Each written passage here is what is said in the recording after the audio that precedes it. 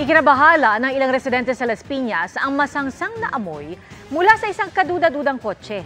Pero ang inakala nilang amoy bangkay, naiwan palang ulo ng lechon. Nasaan ang driver? Alamin sa pagtutok ni Von Aquino. Nabahalang ilang residente sa kotseng ito na ipinark sa Barangay Talondos, Las Piñas City.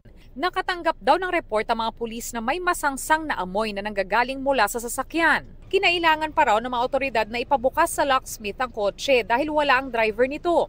At nang buksan ang trunk, ito ang tumambad. Nilalangaw na ulo ng lechon at iba pang pagkain. Kasi po, ang amoy ng karne ng baboy at karne ng baka ay katulad din ng sa taong patay.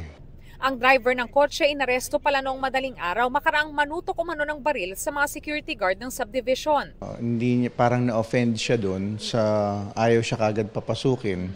Dito na raw tumawag sa mga pulis sa mga security guard na nagsampa ng reklamong grave threat sa suspect.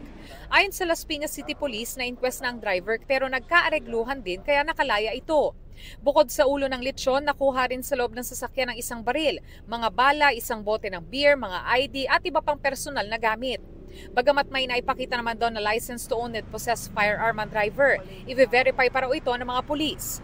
Magkakaroon kami ng case build-up with the prosecutor's office, no? At magre-regular filing kami ng violation ng Republic Act 10591. Tumangging magbigay ng pahayag ang driver. Para sa GMA Integrated News, Von Aquino, nakatutok, 24 oras.